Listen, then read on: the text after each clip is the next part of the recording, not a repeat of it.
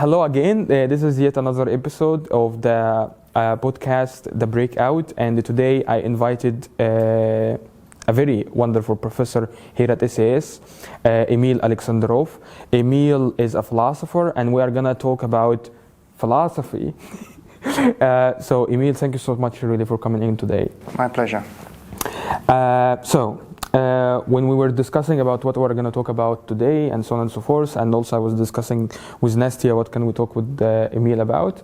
So she told me that you said once that what philosophers like to do is to reverse what other philosophers already said.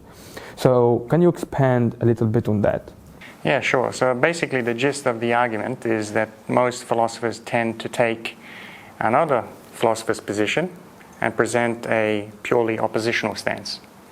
And in doing so, they remain within the framework of that argument, which, generally speaking, when you think about it, inhibits innovation, creativity, and further expansion of ideas as such.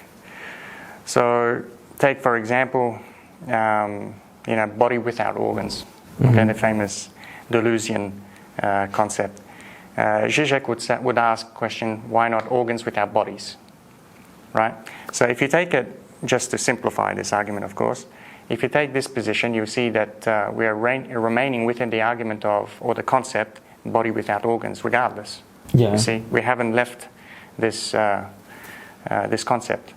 So in a sense, you can expand this into a much greater scope. That's what I meant. Wait, so you are just saying let's stop doing that? Because anyway, we are not doing anything new, right? Well, it's not that I am against the refining of concepts in general, but what I think we should be looking to is more towards retrieving what hasn't been, let's say, developed from writings of the past. So as you know, I like the Greeks very much, and I always like to look to the Greeks. The idea why I think this is important is because when you go back to the Greeks, you see that we've had 2,000 years worth of interpretations of the Greeks, which have led us to where we are today. Now, you would think after 2,000 years that we've exhausted, let's say, the written material or the texts. And if you read the contemporary philosophers of the 21st century, that is showing us that it's not the case, because we get radical interpretations almost every decade. Virtually every century we have something really prominent. So I'm just trying to get to as you're saying, the gist of the argument is that so if we would expand on what, for example, Plato has thought about, all right, is that he was thinking that we have the world of ideals, all right, and the world of forms and so on and so forth.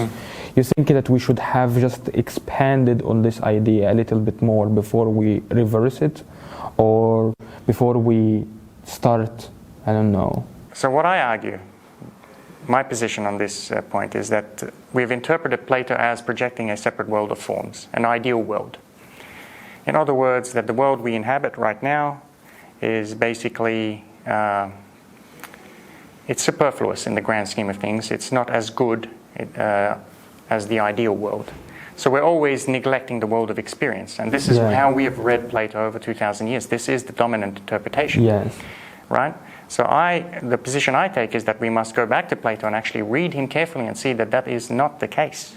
Retrieve writings and arguments from within the dialogues that show that Plato was not talking about forms as as a separate supersensuous realm or some idealized heaven or whatever.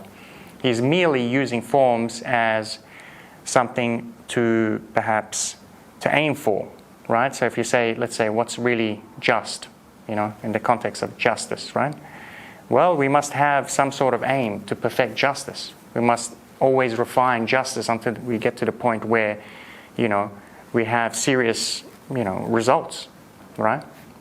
Does that sort of make sense? Yeah, it makes sense. I'm not saying anything. I'm just remembering right now is that, I'm just trying to, because this is a direct criticism to the biggest, I don't know, one of the big, the critics of Plato was Nietzsche, when he said that Plato was boring.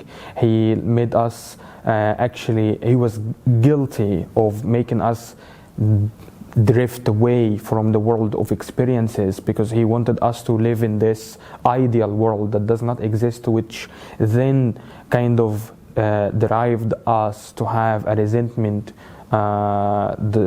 this kind of force against the world, the apparent world that we are having in, right? And you are saying, well, no, it's just that Plato was thinking about virtues, that we should aim as high as possible in order to seek these virtues, and these are something that it's just great.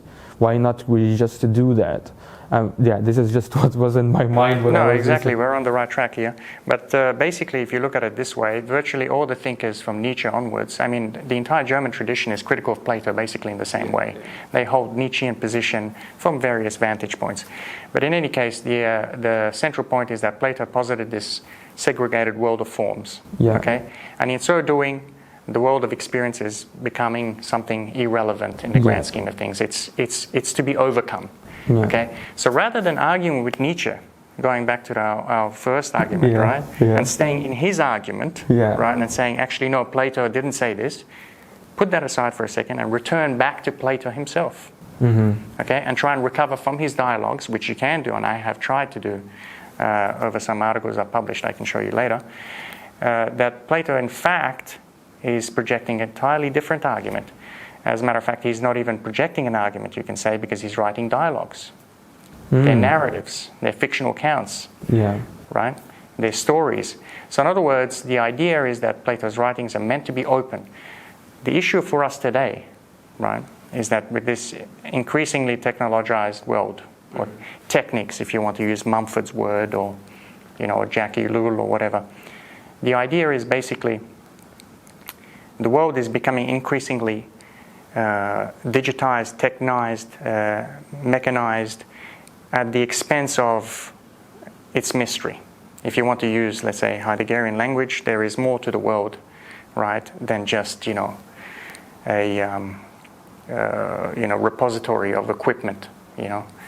So effectively, rather than arguing about this, in Nietzsche's argument, or let's say, Hegel also holds a similar position, why don't we go back to Plato and see if we can retrieve a different interpretation, perhaps alter history's course.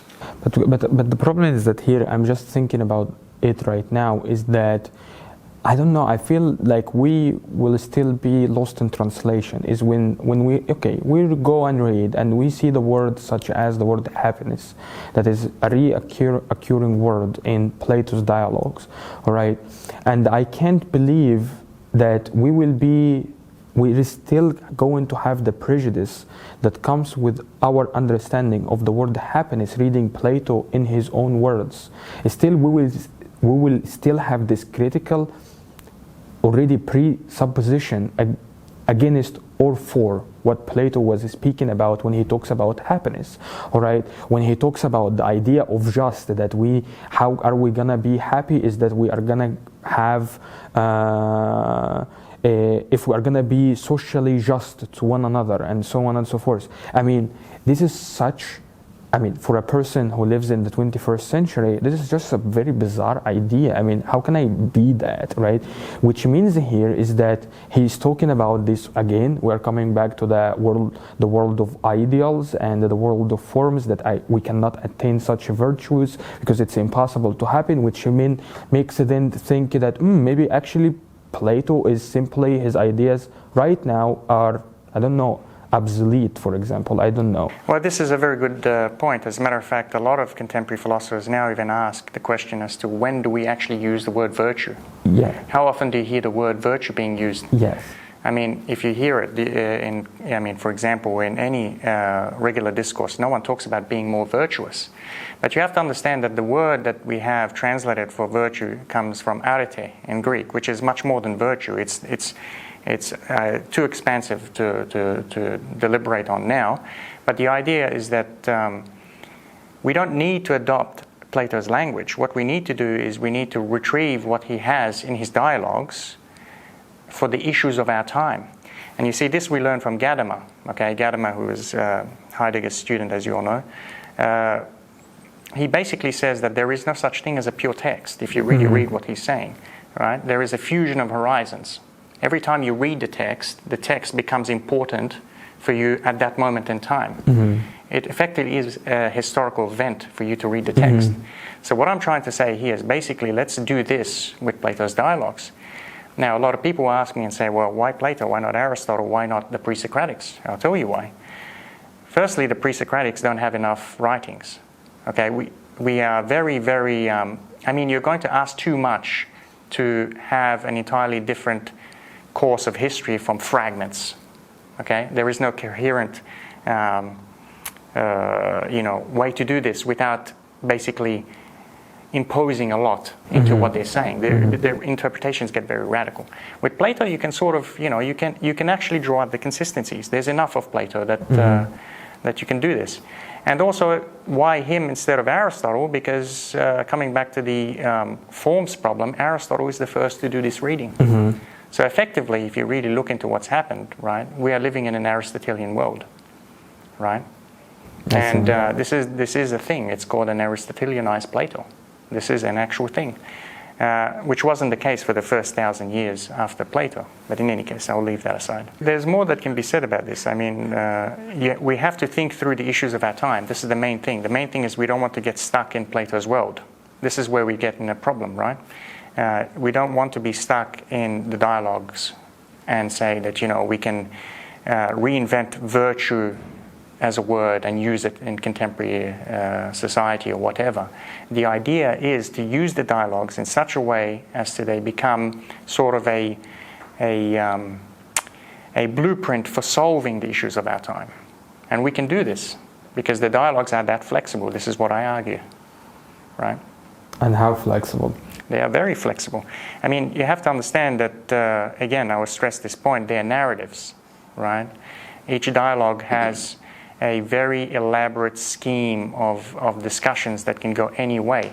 And so, if you want evidence of this, you can look to Proclus's interpretations, Proclus being a Neoplatonist of the 5th century. And he has something like a 1,000 page commentary on one dialogue, the Parmenides, 1,000 pages. Each sentence is broken down with multitude of meanings. Okay? Now, here's the important point about Proclus. He failed. Because we are where we are today, despite his interpretations. So in other words, we need to think harder. We need to go back again. So what if I'm hearing correctly, is that you are saying is that there is this argument that it's called, like, it's about the thing in itself, right? And you would like to more like simply re-attain this thing in itself. Is that you are thinking that the dialogues have something essential in them, that we should go back to them from time to time, from a context to another, in order to again see how can they help us within the context that we are reading them at the moment. So effectively, just think about it this way. We are stuck in one particular interpretation of history. Okay, Plato is just one fragment of this history. Okay, I'm focusing on Plato because I'm a philosopher by trade. This is what I do. But let's just say that every text, okay, every event, every historical recorded event has an infinitude of meaning. Okay, how we interpret the meaning largely decides the world we live in today. This is the argument I'm making. So what I'm trying to say is that we are stuck in this interpretation. We must overcome this interpretation of the history of the last 2,500 years. We need to go back to Plato, and we need to, for example, challenge the idea, take it into account, don't reject anything. I'm against oppositions as such, because I don't think oppositions take us very far. Okay? I don't like binary systems of thought. The idea is we must go back and retrieve what has not been retrieved. So let's keep this idea of, let's say, the theory of the forms. Let's keep it. We understand it. Okay, this is what we have done for 2,500 years. Now let's see what else we can do with this. Okay, taking into consideration that that path has taken us down this historical course. Okay, I see. But for a person, for example, that who would like to refuse the idea of going back and retrieve, but in fact flip the entire table and come up with a new meaning, because of, again, 2,500 years, the world has changed. You already said right now, the world, we have this, I don't know, the world has digitized itself. The word, the text itself became kind of, technified or mechanized and so on and so forth, right? Yeah. So why can't we simply flip the entire table and we create an entire new meaning and we bring an end to the history? Well, that's when things become very radical. So we do have limitations. We have to be reasonable. We cannot exactly read dialogues with absolutely no context. So effectively what I'm trying to say is that the boundaries of your interpretation are within your historical situatedness. Okay? Now, you brought something about technicized or whatever you want to, whatever word you want to use. This is basically, again, it can be, and if you listen to people like Heidegger, it can be related to this idea of the forms, okay? Because we make this separation. You have this world of, perfection and the world of experience, right? Now, what this does inadvertently, by default, is it forces thinking to be calculative, okay? In other words, it forces the world to be organized in a series of categories. Okay, this is a consequence of this historical trajectory that I'm trying to overcome.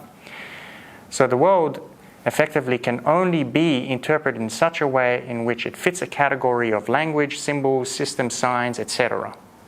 Okay, now this is why you see increasingly with philosophers of the 21st century who are really catching on to this, Heidegger being a good example, is that we're now looking towards poetry. Because poetry has this ability to sort of overcome this systematization of language. And this, in a sense, again, can be traced back to Plato. Because Plato wrote dialogues that were not always propositional, you see. He wrote dialogues that were very poetic. I mean, the classicists will tell you that there is a lot of Hesiodic and Homeric phrases in there. But you need to know the Greek to realize this. We read it in English. The reason why he does this, which is deliberate, is to show that when you express a certain idea, you can't always do it propositionally. Sometimes you need to recruit poetry. Sometimes you need to give it a sense of artistic flair. And Plato, being a master of these things, he is able to project this infinitude of meanings that we need, you see. So again, one of the consequences we have of society today is that we do have this very calculative, systematic form of thinking, For example, you look at the sciences. We almost live in an age of sciences. We can call it like a scientism, right? It is sort of the new God, right? In the Middle Ages, it was the scholasticism, the God of Abraham or whatever. Now it's the God of science. Okay, everything is defined by science. So this can be overcome, and the idea is that we must go back to the history of thinking and try and see how we can overcome this. Yeah, I don't know. I feel like, yes, that's a very interesting point. Is because I'm just thinking about the people who wrote philosophy in a very poetic way. Was Rumi, for example? Yes. He never had. Yeah, absolutely. I mean, when you read him, he is a philosopher, but for some reason he is a poet. He's not trying to kind of argue with anything, but he's trying really to just give you a narrative of your experience, or to touch upon, as we can say, is that to touch upon your soul, something like that. So is this the kind of the philosophical dialogues that we should be having? Absolutely, I think that's the case. As a matter of fact, people like Rumi, Suhrawardi, even people like Al-Farabi, if you look into their writings very carefully, you will see that what they're trying to do is to use the words of Novalis, to systematize non-systematic thinking. Yes. Right? So effectively, you're trying to poetize ideas in such a way where you're not stuck in one concept, you're not stuck in one idea. So you have room to breathe. You can move with history. You can move with time. That's interesting because, for example, I actually use a lot of Rumi words when I try to explain some concepts, and sometimes so I'm bringing, for example, Nietzschean thing, and then I'm like, let's read the Guest House. It's like a very nice poem written by Rumi. It's a very philosophical one. I read it in a very as a philosophy thing. It's not like a poem that I'm just gonna read, I like, and that's it. No, it kind of flies with me, and you can use it in different contexts and so on and so forth. So yeah, I see right now what you mean actually by having this kind of philosophical dialogue that is just a narrative one, that is simply can stand the interpretation. We have evidence in history that this has been very successful. So for example, let's talk about Homer, for example. Mm-hmm. Okay, so Homer, his poems were circulated for potentially up to 400 years, mm-hmm. orally. Yeah. Before they were written down. Okay, and how are they able to circulate such vast meters and they were able to do this because it was inherently musical, right? Mm-hmm. Poetry rhymes, etc. Mm-hmm. Right? It's beautiful in that sense, and so they were able to move such large body of information over 400 years until it eventually got written down, and now we have it to more than 3,000 years later, however old it is. But you see, the point is this. They were still able to transport ideas and concepts, right, without propositions, without even writing. Mm-hmm. And that's what Homer does. Now, if you think that Homer doesn't have philosophical arguments, then you haven't read Proclus, mm-hmm. because Proclus goes into detail about this. Mm-hmm. So yeah, we can look to the past. This has been done before, this form of poetic thinking, poetic philosophizing, just regular poetic speech. You can do this in day to day. Is it actually right now much more kind of viable, more valid to be actually brought back into use, into writing, into speaking, reflecting about the world in the time of the AI that can generate all kinds of texts and all of that? Is it right now this style of writing is literally the one that we should really stick to, or yeah? Well, this is the most important question, what you've asked, and to be honest with you, I don't really have decisive answer. Yeah. You see, what I can tell you is that this has been done in the past, and it was something that sort of was able to avoid a high level of calculative thinking. The world was accepted as a mysterious body, mm-hmm. right? The cosmos was mysterious from the start, right? There is a famous saying by Heraclitus. It's like somewhere along the lines that now that we have ships, we don't need to listen to the mythologists anymore, to mm-hmm. to our because ships were such a huge technology, yes. right? So why do we need to listen to our soothsayers and our mythologists and our oracles? Why? Because we can go anywhere with the ships and see for ourselves. So there's a lot that can be said for this. The idea is this. I don't know where language is meant to go, really. What I want to do is I want to look at the past and see what's successful. But what I do want to say is that this is absolutely imperative today, is that we must recover the mystery. Mm. We must. This is essential. If we don't look at the world we inhabit as inherently mysterious and beautiful, then we are in trouble as a species. But I don't know. I mean, I don't think that the world is still can be mysterious any longer, because I have this feeling is that our interest in other planets comes from the fact that we are bored with ours. If you were sitting with Al-Farabi, right? Yes. Okay. Somewhere around the 10th century, okay, he will be looking at the stars and trying to figure out the divine meaning behind the stars. Yes. Right? Today we look at the stars, and when we measure the orbit, yes. we measure how it affects, everything else astronomically, right? So we already have placed the planets into a systematic astronomy. Exactly. All right? That has obliterated any mystery in a sense. Exactly. Right? It has become a mode of thinking that fits into a concept before we even start to think. Mm. You see?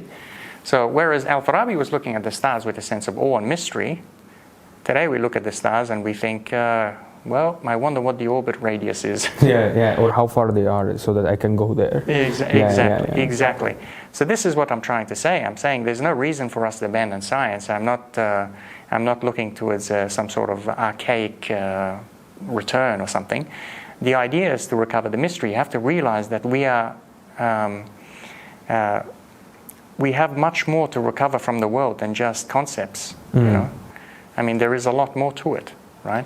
It's like, as the old Buddhist saying says, even a grain of rice casts a shadow. We need to recover the mysterious thinking, the mysterious kind of, like we look at things with an open eye, and then with asking more kind of human kind of soul, spiritual, no, not a spiritual, I mean, I don't know, how can, yeah, I mean, this is mysterious. It's basically overcoming hubris. Yes. Okay? Yeah. And certainty, okay? Yeah. So we need to become more modest. Oh, Okay? okay. There must be a sense of modesty, that we are not the center of things, all right? And that there is much more to the world than just our perspective. This has been well documented throughout the past, but I mean, the whole idea of a I and an object that is in front of you is a problem. This is the problem, because we see ourselves as separate. I feel that this is almost impossible to have, and I will explain why. Is that right now we are thinking of, with all of these, I don't know, mega billionaire, whatever people who would like to compete with going to space and having commercially available and so on and so forth. We already think of space as something to actually occupy and be there. In fact, if we are successful in doing so, I think that will boost our arrogance even further, which will negate the idea of we need to become modest or humble. I don't think that we will ever become humble because of other things, that if we start to occupy other planets, other systems, other galaxies and so on and so forth, all right, sending these telescopes in order to give us pictures about how the universe look like outside and the cosmos and all of that, and then we find nobody, it will again reinforce the idea that we are the center of everything. And I see one thing here is that, I don't remember if it was Carl Sagan who said that if it's either we are alone or we are not alone, both ideas are too terrifying. And I think it's terrifying because of the argument that you are speaking about here, is that it will really send us to become the arrogance of everything, and then by I don't know, maybe we will become the gods then, right? Mm-hmm. So, and then this is a big thing against what you are actually advocating for now. Well, to be honest, we need to overcome our hubris just to get past fighting each other. You know? Yeah, that's a different issue, but we are thinking about this cosmos. Yeah, we're going to the cosmos. I mean, we went to the moon in the 60s, and 70s, we still haven't gone back. But the idea is, that's true. I mean, because we're too busy fighting each other. But no, I do see your point. Look, I mean, scientific progress is just progress in the sciences. It's not progresses in culture. It's not progresses in, let's say, poetry, okay? Mm-hmm. It's not artistic in a sense. It can be, depending how you look at it aesthetically, but the idea is that once you accept a certain set of conditions, let's say astrophysics, right, and you make progress within astrophysics, you are stuck in astrophysics. That's what you're doing, right? So effectively, I agree with your point. If we do go to space and we do exactly these same things, then we are still stuck in the same trajectory. We're still in the same history. But I dare say the question of going into space is a very complicated one, and I think we will. My intuition is that we will be humbled very quickly once we go out into space. Yeah, because this is what, for example, I remember that it was. I'm actually sure that it was Neil Tyson who said that once the astronauts told him is that once they were on the International Space Station, when they looked at Earth, right, they felt so humbled by the grandiosity of the perspective that they just saw, and it impacted them too deeply that they became having this whole different attitude to even life and everything happening. All right, maybe that will happen in this way. I don't know. I'm just thinking, and this again, it adds to your argument about that scientific progress is not it's not progress in culture or the artistic progress or any other thing? Well, actually, you don't even need the astronauts to tell you that they were humbled, right? So if you look at, for example, what Schopenhauer says about the moon, he says that people look at the moon and there's a sense of feeling of hopelessness. The moon just moves regardless of what we do about ourselves, right? That's, you know, and it's still beautiful though. Yeah, that's it's true. Beautiful in its superiority to us, right? It continues to rotate, you know, facing out in the sky by itself, while we are still mingling about with our own issues. I don't know, really. I just, I don't know. I feel like we need here Rumi to come and Al-Farabi to come, Plato, and to kind of revitalize this kind of artistic. Well, writings need to become moving again, right? You need to feel the writings. This is something that I feel is not so prominent anymore. Writing has almost become somewhat stale, right? It's gotten to the point now where it's adopted its own. So you have philosophical languages, like you have Deleuzian language, you have Heideggerian language, right? Wittgensteinian language, etc. I think there's much more to it. I think I will have to say I agree with Heidegger's position that we should be looking at poetic thinking. We should be seriously considering this. The indigenous people of the world, a lot of them speak poetically by nature, right? They just do it, right? And a lot of them don't have a written language, so that might be a food for thought. Should abandon writing. Abandon writing. Plato says this in Phaedrus, but anyway, we'll leave Plato out of this. Let's give it out of that. Thank you so much, Emile, really, for coming in today. Really, it was a really nice conversation, and I hope that a lot of people will have a lot of things to reflect on. But that's it. Thank you so much. If you have any questions, comments, poems, write them down in the comments, and we will just enjoy them. Thank you so much. Bye.